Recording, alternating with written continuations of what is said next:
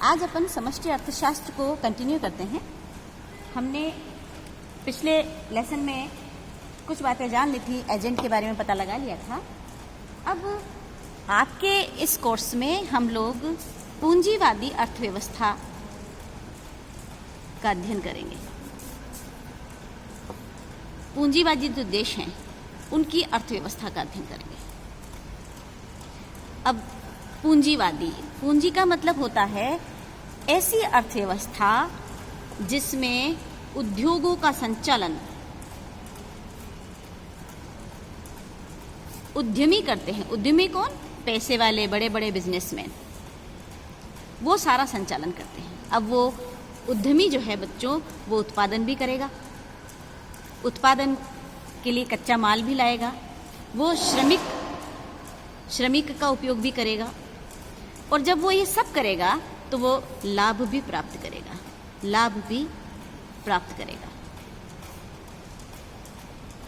अब पूंजीवादी देश जो अपने को मालूम होने चाहिए, कौन है पूंजीवादी देश? पूंजीवादी देश बेटा अमेरिका, फॉर एग्जाम्पल अमेरिका है। इसके अलावा यूरोप और एशिया के कुछ देश, ये पूंजीवादी देश हैं, पूंजीवादी अर्थव्यवस्था वाले देश। तो इनमें उद्यमी जो है वो उत्पादन का कार्य करता है, श्रमिकों का उपयोग करता है। इसके अलावा श्रमिक के साथ में प्राकृतिक संसाधनों का उपयोग भी वही करेगा, और उसके बाद में जो उत्पादन बनता है उसको वो मार्केट में विक्रय करेगा, और विक्रय करके वो लाभ को प्राप्त करेगा। इसका मतलब ये है कि जो पैसे वाली व्यवस्था है उसमें सारे पैसे वाले लोग ही उत्पादन करेंगे, कीमत भी वही तय करते हैं, और अधिकतम लाभ भी आप ध्यान रखें बेटा, कोशिश करते हैं कि अधिकतम लाभ हो और न्यूनतम लागत हो। सबसे बड़ी विशेषता है ये पूंजीवादी अर्थव्यवस्था की कि हर व्यापारी, हर बिजनेसमैन चाहता है कि उसका पैसा तो सामान को बनाने में यानी कि उत्पादन करने में कम से कम लगे और उसको लाभ अधिक से अधिक हो। पूंजीवादी अर्थव्यवस्था में ये लगाया जाता है। इसके अलावा उत्पादन बढ़ाने के लिए क्या करेंगे वो लोग? उत्पादन बढ़ाने के लिए निवेश व्यय किया जाता है। निवेश व्यय का मतलब है कि उस उद्यमी ने जो कमाया उसमें से कुछ हिस्सा उसे प्राकृतिक संसाधन पर यानी कि कच्चे माल पर खर्च करना होता है, कुछ श्रमिकों को रोजगार के रूप में देता है वो, ठीक है। अब जो बचता है वो उसका सारा लाभ है, लेकिन वो सारा लाभ स्वयं उपयोग नहीं करके अपना उत्पादन बढ़ाना चाहता है यानी कि बिजनेस को और बढ़ाना चाहता है, तो वो फिर से उसमें पैसा इन्वेस्ट करता है। उसको हम कहते हैं निवेश व्यय। है तो उसका खर्चा, लेकिन किस लिए है बेटा? हाँ, उत्पादन बढ़ाने के लिए। अब जब हमने ये देख लिया कि ये बाजार में बेच करके अधिकतम लाभ कमाएगा, तो फिर हमारे जैसे देश जो कि विकासशील है, विकासशील देश में आप भारत का एग्जाम्पल लें। भारत जो है विकासशील देश है यानी कि पूर्णतः विकसित नहीं हुआ है, तो इसमें जो अर्थव्यवस्था है दोनों प्रकार की है। हमारे यहाँ पर पूंजीवादी व समाजवादी दोनों प्रकार की अर्थव्यवस्था है, यानी कि इसको हम कहते हैं मिश्रित अर्थव्यवस्था। दोनों को मिला करके हमारी है, इसको हम कहते हैं मिश्रित अर्थव्यवस्था। ओके, यानी कि हमारे यहाँ कुछ बिजनेस या कुछ उत्पादन कार्यों को तो सरकार करती है समाजवादी के रूप में, सार्वजनिक रूप में, और कुछ उद्योगों को पूंजीपति यानी कि उद्यमी चलाता है। तो दोनों ही प्रकार की अर्थव्यवस्था हमारे देश में चलती है।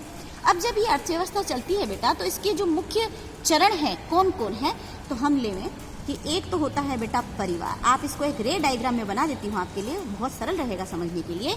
एक तो होता है परिवार और दूसरा होता है फर्म। बच्चों जो उत्पादन करता है इकाई, उसको हम फर्म कहते हैं। फर्म कौन है? उत्पादन इकाई है बेटा, यानी कि जो उत्पादन कर रहा है, जो फैक्ट्री है, उसको हम फर्म के नाम से जानते हैं। अब इन दोनों में क्या रिलेशन है देखें। सरकार की भी हम बात करेंगे। सरकार क्या करेगी?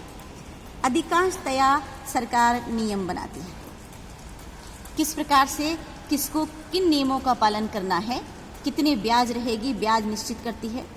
कहीं कहीं पर सरकारें कीमतें भी तय करती हैं। ठीक है, अब परिवार और फर्म में सीधा सीधा संबंध देखें कि परिवार से फर्म को क्या मिलेगा। इस तरह से आप एक डायग्राम बनाइए, तीर जा रहा है मतलब परिवार से क्या क्या मिलेगा। परिवार फर्म को क्या दे सकता है बच्चों? परिवार फर्म को दे सकता है श्रम, मजदूर परिवार से ही फर्म को मिलेंगे।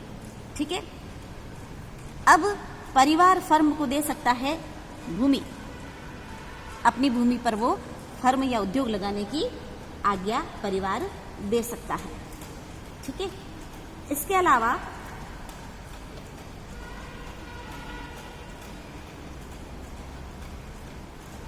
पूंजी भी दे सकता है ना। पूंजी मतलब पैसा, वो इसमें लगा सकता है फर्म में। और श्रम हो गया, भूमि हो गया, पूंजी हो गया। इसके अलावा परिवार दे सकता है